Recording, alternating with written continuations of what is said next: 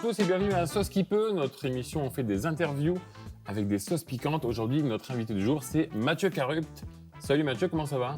Bah ça va super et toi Tony ? Moi ça va super, écoute. Je suis ravi de t'avoir ici. On va passer un petit moment sympa, d'accord ? Avant de t'expliquer un peu le principe de l'émission, même si tu connais déjà, on va faire un petit profil de l'invité comme on fait à chaque fois. Donc Mathieu Carupt, Exact. Tu es né le 17 avril 2003 à Nice. Tout à fait. Alors, ta maman, parce qu'on a posé des questions un peu à ton entourage et tout, nous a confié que tu étais prévu le 8-9 avril, mais tu es arrivé le 17. Donc, tu es loin d'être un prématuré, évidemment, tu étais bien au chaud. Tu avais le temps. Tu as un demi-frère et un petit frère. Ouais. Ton surnom, c'est Matt, le Matt ou Gitanos. ouais. Ça vient de quoi, ça, Gitanos ? Le Gitanos, c'était à l'époque du coup où je vivais chez ma mère. Et en fait, j'étais tout le temps pieds nus à la maison et habillé comme un Gitanos, ce que j'allais dire, un gitan. Et j'étais tout le temps dehors, je traînais tout le temps dehors, je rentrais, j'étais dégueulasse. Donc, Okay. c'était le Le surnom Gitanos. arrivé assez vite, quoi. Ouais, clairement.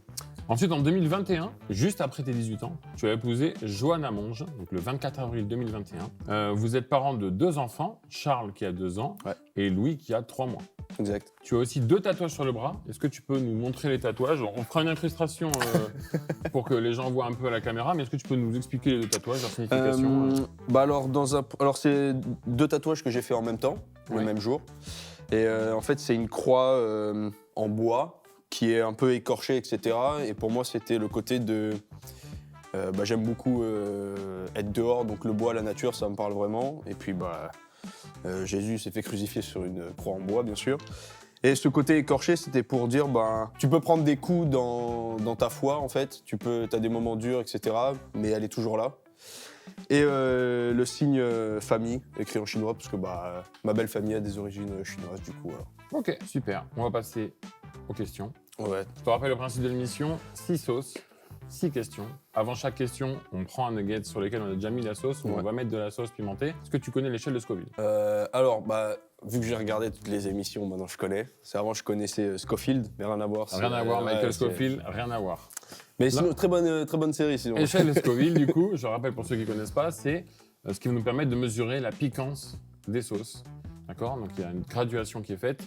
On va aller de 1500 sur l'échelle de Scoville jusqu'à la 6e qui est à 1 million, la tsunami qui est à 1 million sur l'échelle de Scoville. La harissa, pour vous donner une idée, pour certains, la harissa, ça pique pas mal. On est entre 30 et 40 000, je crois, dans ces eaux-là. Et là, on va à 1 million. Donc, un peu plus que la harissa, quoi. Ouais. OK ?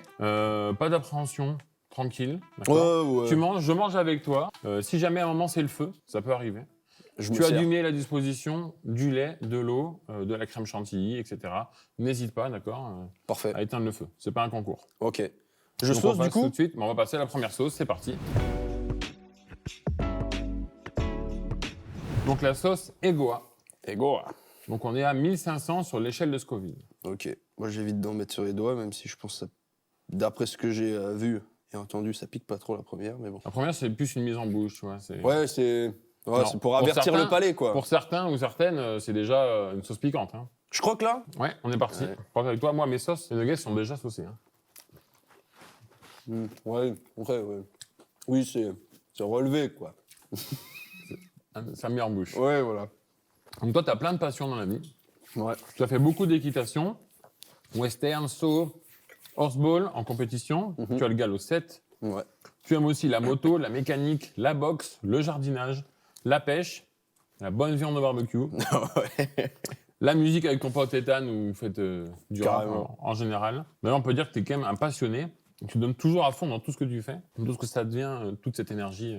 Déjà petit, j'aimais toujours être dehors. Je rentrais des cours, je prenais direct mon vélo, j'allais avec un pote, on faisait 40 fois le tour du village, je pense. J'allais tout le temps construire des cabanes, faire des barbecues justement, clandestins, tu vois. T'achetais des chipots, mais voilà. Et non, je pense que c'est parce que j'ai toujours été en contact avec la nature et puis j'ai vécu dans un petit village perdu au fin fond de la montagne. Donc, il fallait bien trouver des occupations. Et puis, les jeux vidéo ne m'intéressaient pas plus que ça à l'époque. Donc, voilà. Assez rare, même. Pour les autres carrément, carrément. De ne pas être dans les jeux vidéo. On a demandé un peu à ta famille et ton entourage de te décrire en quelques mots. Donc, ta maman nous dit que tu es quelqu'un de drôle, attentionné et travailleur. Okay. Ta femme, donc Johanna, quelqu'un de drôle, d'aimant et de fidèle. Okay. Et Chabi, donc ton beau-frère, quelqu'un de drôle, débrouillard et brave. Il y a quand même une caractéristique qui revient 3 fois. Quelqu'un de drôle, est-ce que ça correspond bien à ta personnalité ? En vrai, oui, forcément, mais je suis quelqu'un qui est tout le temps positif, tout le temps joyeux. Et j'aime justement faire des blagues. Et puis, c'est pas des blagues réfléchies depuis longtemps, en mode à ce moment-là, il faudrait que je... Non, c'est spontané, c'est comme ça. Et c'est drôle que ça revienne sur les 3 personnes, quoi. Ouais. Bon, c'est une caractéristique, je pense, qui te définit pour Ouais, beaucoup de monde ouais, qui te connaît. globalement, ouais. Ok, très bien. On va passer à la sauce numéro 2. Ok, donc La sauce numéro 2, tu peux saucer, c'est parti. Allez. C'est la sauce sriracha. Sriracha. Donc on est passé à 15 000 sur l'échelle de Scoville. Donc de 1500 à 15 000. Ça, normalement, ça devrait aller. J'en mange à la maison un petit peu. J'en mets dans le riz. Ouais, c'est quoi toi ton rapport à la sauce pimentée en général hein? Alors Tu manges moi, assez épicé j'ai jamais vraiment mangé épicé. J'ai mangé épicé depuis que je connais ma femme et sa belle famille. Ouais. Enfin, épicé, relevé, mais tu vois, on m'a fait goûter parfois des piments, etc. Et puis ce qu'on a le plus souvent à table, c'est le sriracha, justement. Et donc, on en met dans les pâtes avec de la viande, etc. Ok. Une petite tolérance, on va dire. Ok. Je supporte. Ouais, c'est parti. Sauce numéro 2. Chin. J'aime bien, c'est un bon goût. Ton enfance, elle est ponctuée par la séparation de tes parents quand tu es très jeune. Ouais. Tu as vécu en partie chez ton père, donc dans les montagnes, à la frontière italienne, puis ensuite chez ta maman, toujours en frontière Ouais. italienne. Que tu peux nous décrire un peu ton enfance dans ce climat-là? Alors moi, j'ai jamais connu mes parents ensemble. Je les ai toujours connus séparés. Niveau éducation, ils étaient d'accord sur les mêmes bases. Donc, il n'y avait pas de « Ah ben, je peux faire ça chez papa, pourquoi je peux pas le faire chez maman ?» ou inversement. Tu prenais une fessée de l'autre, bah, tu en avais une de l'autre aussi, c'était sûr. Je pense pas l'avoir mal vécu, parce qu'ils m'ont toujours laissé choisir où est-ce que je voulais aller, ce que je voulais faire, etc. Donc en fait, j'étais déjà assez autonome à ce niveau-là. En fait, vu que j'ai jamais connu mes parents ensemble, on va dire, j'ai pas connu le bonheur de les avoir. Les deux autour de moi. Donc en fait, j'ai pas envie de dire c'est normal, mais presque pour moi qu'en fait les deux soient séparés, quoi. Ok. Donc, mais non, je l'ai pas mal vécu parce que l'éducation était quand même très bien faite et donc voilà. Ok, tant mieux. On a une anecdote que nous a racontée ta maman, il me semble. Il paraît que pour ton anniversaire de 10 ans, tu as creusé un bassin pour faire une pêche. Donc tu as invité tes amis, j'imagine. Tu Ouais, t'es dit, on va faire une pêche. C'était chez mon père et comme tu as dit, je suis passionné par la pêche et je voulais emmener mes potes faire de la pêche. Ouais. Mais j'avais qu'une seule canne à pêche et la rivière c'est un peu dangereux, quoi. Tu vois, moi j'avais l'habitude, j'y allais tout le temps, etc. J'y allais en crocs ou pieds nus, je connaissais où je devais poser mes pieds, etc. Enfin, c'était ok.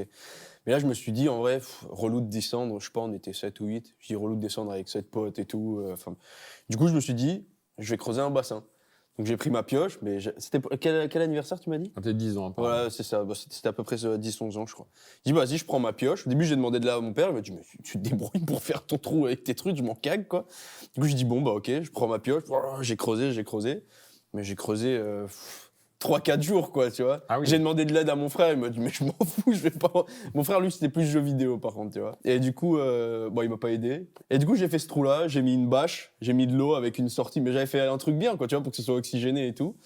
Et mon père avait un ami au village, et lui, il s'occupait de la pisciculture. La pisciculture, c'est là où ils élèvent les truites. Voilà. Truites en général, ouais. Donc mon père lui a expliqué ça, et il était trop content qu'un petit de 10-11 ans avait fait ça. Du coup, bah, ils m'ont offert une dizaine de truites. Donc du coup, on a pris les truites, on les a emmenées chez mon père. Dans ton bassin. Et on avait commencé à pêcher à la canne à pêche, mais j'avais du fil, mais pour toute petite truite, donc en fait ça cassait. Et du coup on s'est retrouvés tous torse nu autour du bassin, essayer de les choper à la main. Mais c'était il y a une vidéo qui traîne de ça quelque part, je sais pas où, mais c'est à mourir de rire. Ça fait des bons souvenirs, quoi. Ouais. Ok. Ça t'a apporté quoi, cette vie dans la montagne, un peu en autonomie Bah justement de l'autonomie, je pense. Pouvoir me débrouiller tout seul. Et en fait, plus tard, ça m'a permis de me rendre compte de plein de choses. Et je pense que c'est surtout de l'autonomie et de la débrouille, quoi. Tu rafistoles, tu te débrouilles avec ce que t'as, quoi. Ouais. Surtout le côté la nature, l'extérieur. Ouais, après, carrément, du coup, bah, forcément, vu que j'étais déjà en très bon contact, on va dire, avec la nature, là, j'y passais encore plus de temps, quoi. Je me souviens de partir, juste moi, tout seul, à pied, tu vois, dans la forêt, aller chercher des bois de serre, ou partir, tu pars une demi-journée, tu vas pêcher, tu sais pas... Puis, il n'y avait pas de réseau, rien, quoi, tu vois. Ton père, il te dit, bah, vas-y, mais il se passe un truc, tu te attention. démerdes, quoi. Tu Fais attention. te tords la cheville, tu te débrouilles pour rentrer, quoi. Tu peux gueuler, il n'y a personne. Hein. Notre époque. Ouais. Bon, ça se fait encore aujourd'hui. Mais... Oui. Ok, bon, on va passer à la sauce suivante. Allez. Sauce numéro 3.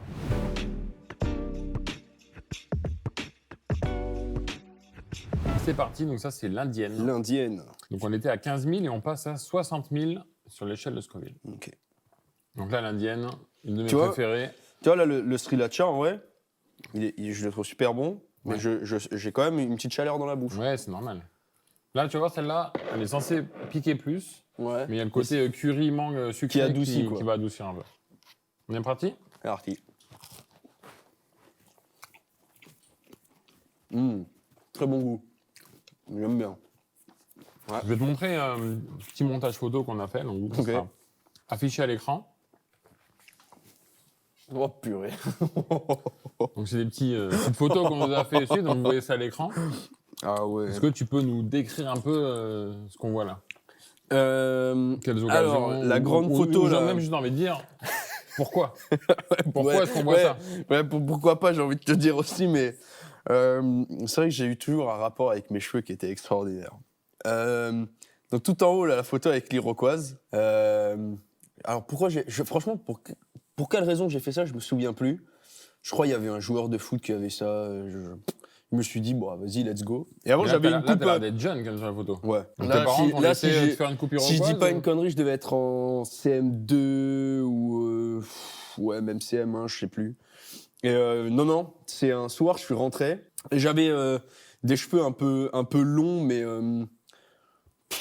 une coupe militaire mais longue, quoi, tu vois. Ok. Et un soir, je rentre. Déjà, on a du mal à imaginer une coupe militaire longue. Ouais, Je sais pas vous, mais Non, on mais imagine. moi, ok. j'avais des cheveux un peu longs, quoi, tu Ok. vois. Pas aussi longs que sur celle d'en bas, mais enfin bref.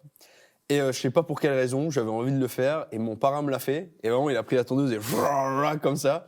Et on avait laissé hyper long au-dessus. Ma mère, elle est rentrée, mais elle en pouvait plus. Elle a dit, c'est quoi ça, tu vois. Du coup, on avait recoupé au-dessus. Et je l'ai gardé assez longtemps, l'iroquoise. Et au début, tout le monde se moquait de moi. Et après, je sais pas pour quelle raison, donc il y avait un joueur de foot, je crois, qui avait ça à l'époque. Ouais. Et après, tous les joueurs de foot avaient ça. Et du coup, ils étaient tous là à vouloir faire des iroquoises et tout. Du coup, moi, j'étais Un peu à content. la J'étais en- Mario Balotelli. Ouais, c'est ça, quoi. Et donc, du coup, bon, voilà. La photo en bas à gauche, là, avec les cheveux à moitié verts, je crois, c'est parce que j'avais fait une teinture bleue. Qui a changé une couleur. Qui a, comme, ouais, comme les qui a teintures en viré- général. ouais, voilà, c'est ça. Sur la vidéo de mon baptême, je crois que j'avais les cheveux blonds. On avait essayé de faire blond, mais je crois que c'était juste une décoloration. Et puis les cheveux longs, je crois, je crois que longtemps, on a essayé de me dire que c'était vraiment pitoyable, mais je crois que je voulais rien savoir. Et même vraiment, aujourd'hui, je retrouve des vidéos ou des photos Encore là, ça va, elle est pas très longue. Je me rappelle, j'avais Quand même. une vieille. Ah ouais, mais j'en avais qui arrivaient là derrière. Et c'est terrible. Mais ouais, j'aime bien. J'ai fait chauve aussi une fois. Dadou m'a Oui, rasé oui. le crâne, quoi. C'était. Non, mais ouais, j'ai. Tu as un rapport Ouais, avec. capillaire particulier. Ouais. J'aime bien. Ouais, t'es quelqu'un qui aime les défis, qui est assez à l'aise dans ses baskets.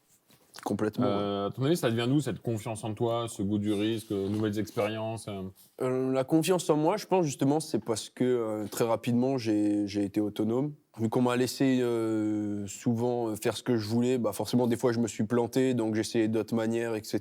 Je pense que ça a forgé la confiance que j'avais en moi aussi. Mais je ne l'ai pas toujours eu. Par exemple, tu vois, à l'école, confiance en moi, c'était terrible. Je connaissais la bonne réponse, mais je voulais pas la dire, juste de peur de dire une connerie, quoi, tu vois.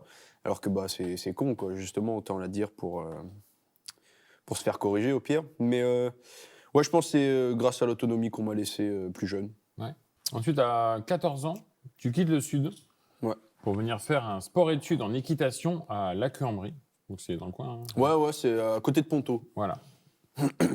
C'est pendant cette année, donc à 14 ans, que tu rencontres Johanna, donc Johanna Monge, ta femme aujourd'hui, qui elle aussi a cette passion pour les chevaux. Ensuite, tu fais ta première année de CAP soigneur équestre en Auvergne, mais tu reviens l'année suivante en Seine-et-Marne pour continuer ton CAP, puis ton bac pro CGEH.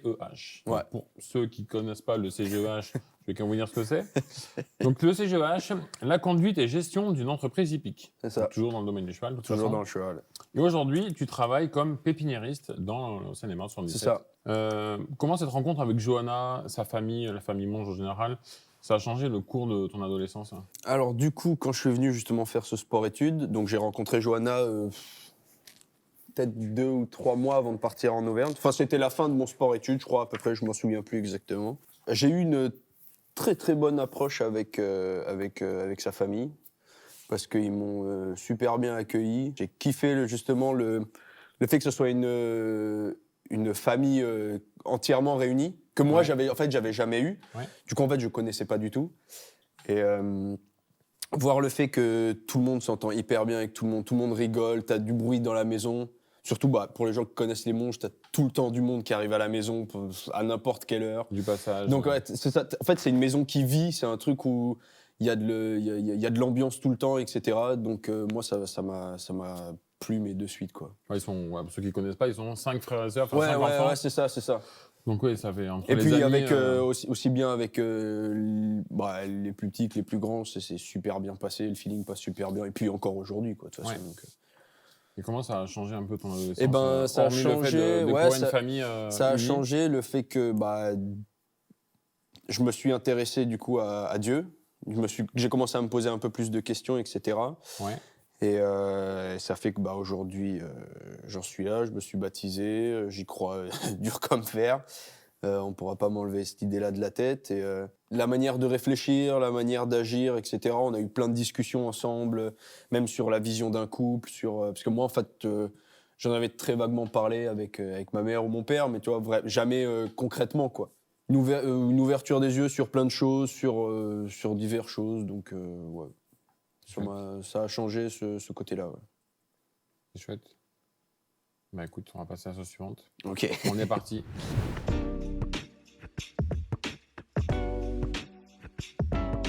Et donc là, c'est déjà saucé. Numéro Là. 4. Donc à partir de maintenant, les sauces sont déjà sur les nuggets. Ok. D'accord, 4, 5, 6. Plus besoin de saucer. Mais à partir de ce moment-là, si tu touches les sauces avec tes doigts, Ouais, faut pas les toucher les yeux. évite de te toucher les yeux. Ouais, ok. Tu frottes avec les coudes, avec les poignets comme tu veux. Mais... Déjà, je garde cette main-là. Donc là, on est sur le la côté. tonnerre, on est à 100 000 sur l'échelle de Scoville. Ok, donc là, on fait un gros bond déjà. Quoi. On est parti? Ouais. Donc sauce habanero jaune. Ok. Là, j'ai eu un. Ok, ouais. Donc Johanna, ta femme, a dit que le plus grand défi de ta vie... Ça va Mathieu? Ouais. J'ai Ça pas- coule déjà du nez. C'est pas hyper triste, j'ai même pas commencé à Ouais, dire. non, c'est les émotions. Donc Johanna, ta femme, m'a dit que le plus grand défi de ta vie, ça a été de faire le choix entre vivre un projet avec ton père et poursuivre ton projet avec elle, avec Johanna. Ouais. Tu avais 15-16 ans à l'époque, c'est c'était ça. quand même très jeune pour faire un choix de vie en gros. Comment aujourd'hui tu vois que ça a été le bon choix? Est-ce que tu es sûr de toi Je prends une cuillère de bière, je te Vas-y, vas-y. Éteins Tu le vois, feu. je la trouve très bonne, mais à partir de ce stade-là, j'en mets pas dans mon riz. C'est fini, il n'y a plus de, Ouais, y a plus de plaisir. Il n'y a plus l'intérêt. Il y a plus de plaisir. Oh, ça marche super bien. Ça va pas rester longtemps, à mon avis. Ok. Pourquoi c'était le bon choix? Parce que, en fait, avec mon père, j'ai jamais vraiment vu que ce projet-là pouvait se réaliser. On avait un projet de faire une écurie de randonnée avec des gîtes, etc., restauration, un petit peu, tout ça. Puis j'y croyais parce que c'était un rêve d'enfant, en fait. Ouais. Et puis, en rencontrant Johanna, sa famille, etc., je pense que c'était mon moment de quitter, on va dire, le cocon familial, même s'il était déjà séparé. Mais attends, répète la question. Je suis perdu. Ça me brûle à la fois, c'est dur de gérer les deux. Là. Tu as fait un choix à 15-16 ans. Ouais. Voilà. Comment aujourd'hui tu vois que c'est le bon choix du coup? T'avais ce projet avec ton père? En fait,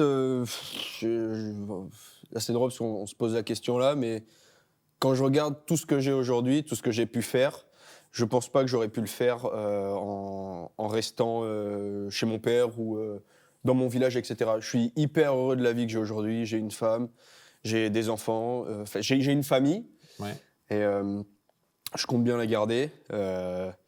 Et puis tous les projets qu'on met en place à côté avec ma femme, nos entreprises, Que t'as monté une auto-entreprise, ouais, j'ai là, une auto-entreprise, ouais, c'est ça. Mat Service. Voilà. Donc, Le logo s'affiche, c'est Tony qui a. voilà, arrêtez tout de suite. Non, et ouais, donc en fait, en regardant tout ce que j'ai aujourd'hui, je ne doute pas une seule seconde que ça a été le bon choix, quoi. Je reprends du miel, c'est.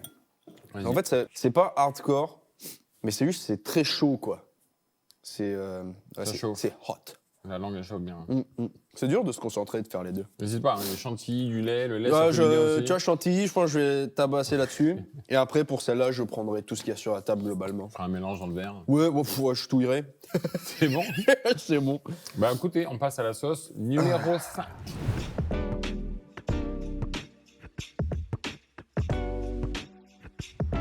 Ouais, la sauce numéro 5, elle a un petit nom sympa, c'est la Armageddon. En plus, moi, je... Donc sauce numéro 5, donc on était à 100 000, Ouais, donc on passe à 500 000. ouais, On est bon? on est bon. C'est parti. J'aime bien, tu sais, je racle, quoi, pour pas... Vas-y, je racle aussi, Je regarde. triche pas, je triche Je pas. triche pas non plus, regarde. Je Après, l'odeur, toi, tu manges tout le nuggets à chaque fois. Hein. Ouais. Tu triches pas. Bah non, mais... Les gens Allez, seront ok, juges. vas-y, Les gens seront juges de ce que tu fais, Mathieu. je mange la moitié du nugget.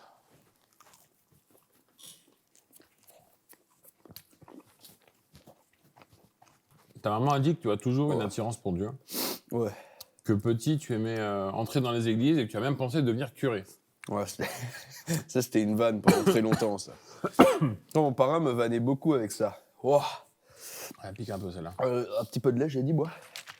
Ouais, pendant longtemps, le soir, alors c'était il me disait soit je vais finir curé, ou alors chef des marionnettes. Chef des marionnettes. Ouais, je sais pas pourquoi, je sais rien. Je crois que j'avais ma cousine qui faisait qui était, pas des marionnettes, des... Majorette. Majorettes. Bien. C'est dur, là. Ah, attends. Oh. Vas-y. Mm. Donc ça fait du bien sur le coup, mais ça reste pas, je crois. Ah ouais bien. J'ai la langue qui brûle de fou, là. Ouais, c'est terrible. Un petit bouchoir. Ça reste pas du tout. Ta maman dit aussi que Dieu t'a donné la force de devenir l'homme que tu es aujourd'hui. Ouais. Est-ce que tu peux nous raconter comment tu as rencontré Dieu? Attends, c'est Et faux. qu'est-ce que ça a changé ou transformé en toi? C'est vraiment sérieux, alors faut que je... Ah. Là, c'est la salive. Quand t'avais la salive, c'est dangereux. Ah, mais c'est terrible, la tabasse. Ça va aller, hein? Ouais, ça va aller. Ok. Oh, pourquoi je peux pas faire ça? J'ai rencontré Dieu vers la dernière année où j'étais en Auvergne. Pour quelle raison? Ouah, ça tabasse trop. Prends un petit poil. Un petit poil. Ouah. Il en reste encore une, t'as bientôt fini. Hein. Ah ouais. Allez. C'est agréable donc je l'ai dans la bouche. Oh. Et pendant cette année-là, c'est une année de ma vie qui était hyper compliquée. J'ai fait pas mal de conneries. Et une fois, je suis venu en week-end ici, sur Paris, chez Johanna. Et un jour, je sais pas, dans ma tête, on va dire, j'ai vrillé. Je me suis dit que ce que je faisais, c'était vraiment du caca. C'était nul. Pour moi, j'ai menti, j'ai fait plein de conneries, etc. Du coup, je me suis dit que j'étais une merde, un raisin sec, on va dire. Okay. Et du coup, j'ai pété un plomb et j'ai dit, je me casse, je sers à personne. De toute façon, qui s'intéresse à moi, etc. Du coup, j'ai pris mon sac, j'ai pris un rouleau de PQ parce que pour moi, c'est important, un couteau, une barre de chocolat et un plaid. Et je me suis cassé avec mon sac. Et je suis resté toute la journée à marcher, à me vider la tête, etc. Machin. Je sais plus vers quelle heure, j'en sais rien. Fin d'après-midi, début de soirée. J'avais trouvé un abri de chasseur, je suis monté dedans. Je savais plus quoi faire. Du coup, j'ai dit, comme un peu un mec au dernier moment qui se dit, je vais prier Dieu. De toute façon, s'il y a vraiment quelqu'un, ouais, c'est ça, il n'y a plus que ça, quoi, tu vois. Donc là, je me suis dit, déjà pardonne-moi pour un peu tout ce que j'ai fait, etc., machin. Et puis, montre-moi un signe qui m'attache à ici. Montre-moi que, tu vois, que je suis pas inutile, que machin, etc. Et vraiment, je finis de prier. Et puis là, sur le chemin un peu plus loin, je vois Johanna qui passe, qui est en train de me chercher. Comme une biche. Ouais, non, à travers les herbes hautes, tu vois. Et là, je me suis dit... En fait, je suis resté con parce que j'étais là, j'étais en mode... Attends, mais... Ça, je viens de prier, je viens de te demander de me donner un signe. Et puis là, il y avait personne autour, tu vois. La campagne, quoi. Et là, je vois... Et du coup, j'ai dit, celui qui veut pas y croire, il est con, quoi. Ça a été une révélation un petit peu pour moi, quoi. Ok. Donc, ouais. Donc le début de ta conversion. Ouais, c'est ça. Et du coup, bah, forcément, je me posais un peu plus de questions que ce que je me posais avant. Parce que, comme ma mère disait, j'ai jamais eu de problème avec Dieu, l'Église, etc. C'est vrai qu'à la maison, on n'en a jamais vraiment parlé, parce qu'après, je n'ai pas cherché à savoir plus. Mais c'est vrai qu'en venant ici, chez les monges, et puis en venant régulièrement à l'église, forcément, j'ai voulu me poser un peu plus de questions, quoi, parce que, bref, voir ce que ça faisait dans la vie des gens, et puis voir ce que ça a pu faire pour moi. Après, je me suis dit, il n'y a pas trop de questions à se poser en vrai, quoi. Et qu'est-ce que ça a transformé en toi? Ma manière de penser, ma manière d'agir, ma vision sur le monde, sur ma famille, sur... Ça, en fait, ça a changé beaucoup de choses. En fait, ça a amélioré des choses. Ça a amélioré des choses et les décisions, tu les prends pas, comme ça. Tu y réfléchis, tu pries Dieu pour qu'il puisse t'aider, pour qu'il puisse te guider, même s'il a déjà tout prévu pour toi, mais il t'ouvre plein de portes. Ouais, ça a changé beaucoup de choses, ça a amélioré beaucoup de choses dans ma vie, en fait. On va passer à la dernière sauce. Ouais, ah ouais, j'avais oublié.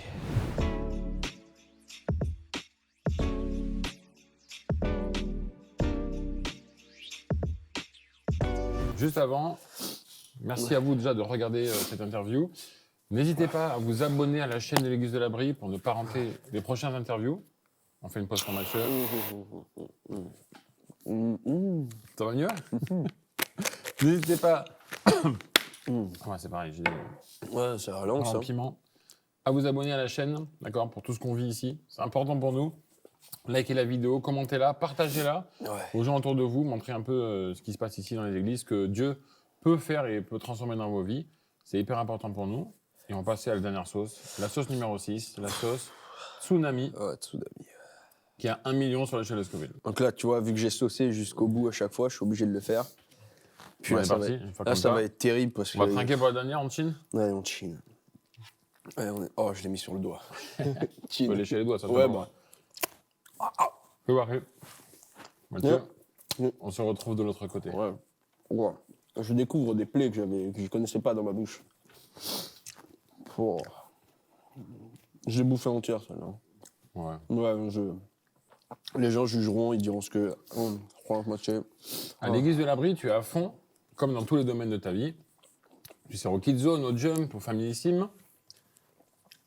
Attends, parce qu'il faut que je fasse une pause aussi. Ouais, c'est... En fait, ça va parce que ta bouche, elle s'est préparée. Mais ça te remet un taquet dans le visage, là, c'est... Tu es connu pour l'accueil au parking. Ouais. Tu te déguises parfois en poule ou en dinosaure. Ouais. Les gens ont une petite photo aussi pour voir un peu à quoi ça ressemble. Et j'en passe. Ta maman déclare qu'en voyant ta foi, elle a pu elle aussi trouver Dieu et rebâtir une belle relation avec toi. Ouais. Pourquoi aujourd'hui ta foi elle est essentielle? Ah, pause. Ah, mais là, c'est à l'intérieur, c'est... Je sais pas quoi prendre, je sais... C'est un peu tout. C'est dur pour moi aussi, hein. Elle est très très dure celle-là. Oh. Ah, gentil, je pense que... Ouais, vas-y, tu vois, je te... Oh. Ça me tabasse le fond de... Oh.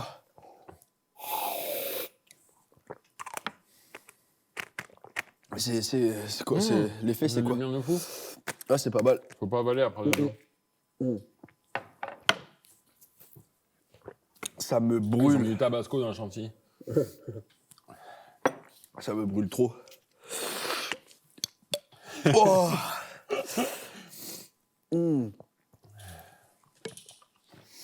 Ouais, des comme ça là, hein. 1 million, ça envoie. Hein. Là, j'ai... Il y a un truc au fond de la gorge, au fond du palais, là. Oh. Parce qu'il n'y a pas du pansoral ou j'en sais rien, un truc comme ça. C'est un peu dur. Hein. Oh. Ça marche bien, ça. J'aime bien, ça marche bien. Bon, Mathieu, on est où là? Je sais pas. Ta maman. Je pleure. Ouais. Ta maman se pleure, c'est beau quand même. T'as un moment qui dit qu'en voyant ta foi, elle a pu elle aussi trouver Dieu Ouais. et rebâtir une belle relation avec toi. Ouais. Pourquoi aujourd'hui ta foi elle est essentielle dans ta vie?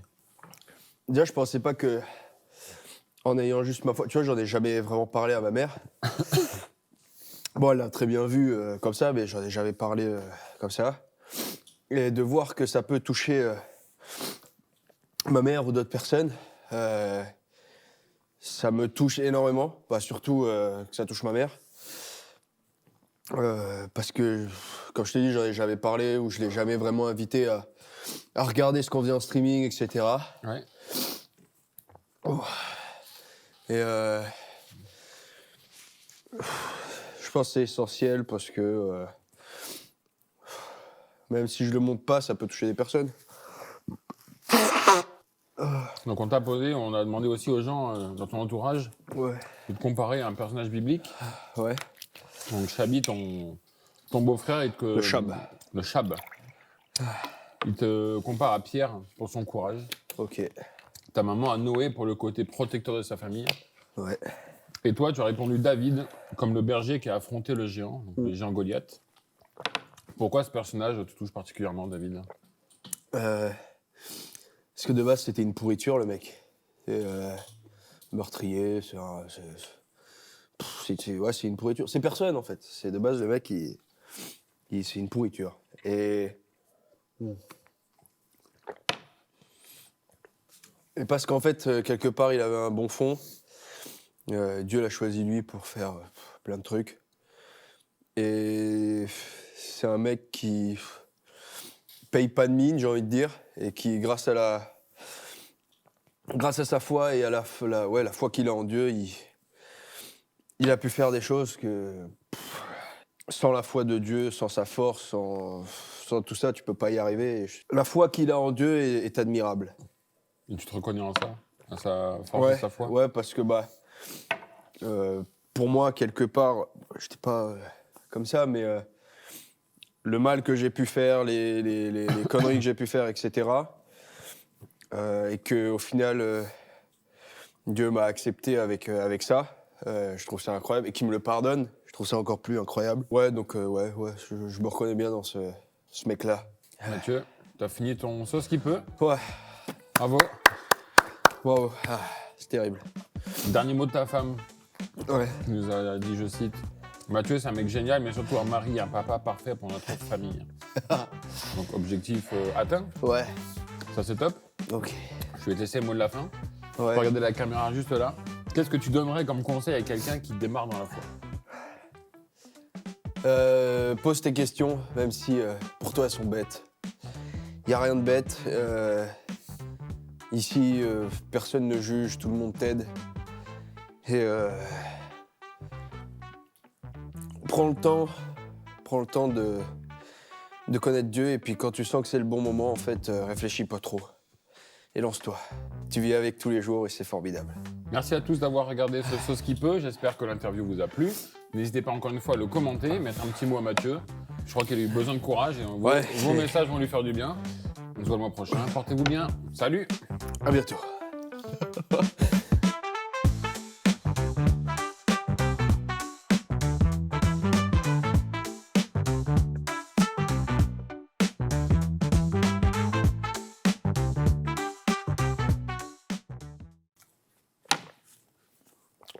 Là, la dernière, j'avais un...